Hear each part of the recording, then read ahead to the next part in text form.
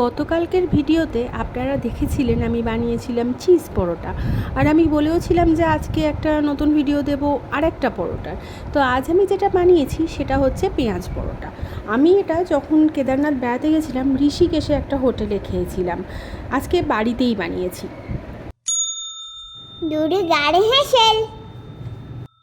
সরাসরি চলে এলাম দুর্গার হেসেলে। পেঁয়াজ পরোটা বানানোর জন্য আমি এখানে চপারেতে 3টে পেঁয়াজ নিয়েছি, ছোট ছোট সাইজের 3টে পেঁয়াজ, আর ওই 8-10 কোয়া রসুন নিয়েছি, আর কাঁচা লঙ্কা নিয়েছি। সবটাকে বেশ ভালো করে কুচি করে নিচ্ছি।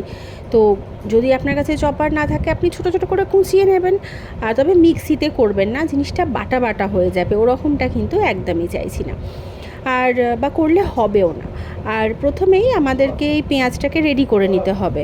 তার জন্য আমি এখানে চাটুতেই হালকা একটু অয়েল ব্রাশ করে নিয়েছি, তারপর ওই মিশ্রণটা দিয়েছি, পেঁয়াজের মিশ্রণটা দিয়ে খানিকটা এরকম ভাজা মতো করেছি। ব্যাপারটা একটু সেঁকা সেঁকা ভাজা ভাজা এরকম বলতে পারেন, মানে পেঁয়াজের জলটা কিন্তু একদমই শুকিয়ে গেছে। এরকমটা না করে নিলে পরোটা ফেটে যাবার একটা চান্স থাকে। আটা তো আমার আগে থেকে বেলাই মানে মাখাই ছিল, আপনারা দেখেছেন, আমি কালকে শেয়ার করেছিলাম। তো আটা মাখার থেকে একটা লেচি আমি নিয়েছি, নিয়ে এই পেঁয়াজের পুরটাকে দিয়ে নিচ্ছি, যেভাবে কচুরি ভরতে হয় সেভাবে আমরা ভরে নিচ্ছি। আচ্ছা, এখানে আমি যে মাপের পেঁয়াজ বা মিশ্রণটা বানিয়েছিলাম ওটা ভেজে নেবার পর তো খানিকটা কমে গেছে, পেঁয়াজের জলটা তো শুকিয়ে গেছে। তো সেটা দিয়ে আমার 2টো পরোটা হয়েছিল। তো এখানে পরোটাটা আমি বেলে নিচ্ছি, গুঁড়ি ছড়িয়েই বেলতে হবে, তেল দিয়ে বেললে ফেটে যাওয়ার চান্স থাকে। আর খেয়াল রাখতে হবে পরোটাটা ওই সাইডের দিক থেকে বেলতে হবে, মাঝের অংশটাকে বেলতে বেলতে পাতলা করে ফেললে অবশ্যই ফেটে যাওয়ার চান্স থাকবেই থাকবে। তো ব্যাস, আর কি, পরোটাটাকে প্রথমে বেলে নিতে হলো, তারপরে ওই চাটুতেই অল্প অল্প তেল দিয়ে ভেজে নিলাম।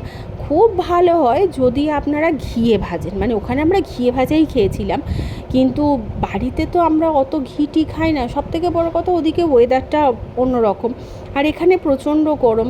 তো আমি খুব অল্প করে তেল দিয়ে একটু সেঁকা সেঁকা করে ভেজে নিয়েছিলাম, একটু হালকা লাল হতে তুলে নিয়েছি, ব্যাস আর কি। তবে এই কথাটা আমি আপনাদের 100% গ্যারেন্টি দিয়ে বলতে পারি যে আমার ওখানে খাওয়া পরোটার থেকেও এখানে আমার নিজে বানানো পরোটাটা কিন্তু অনেক ভালো হয়েছিল। আর একটা জিনিস খেয়াল রাখতে হবে, আমি কিন্তু নুন দিইনি ভেতরে, কারণ ময়দাতে নুন দেওয়াই ছিল।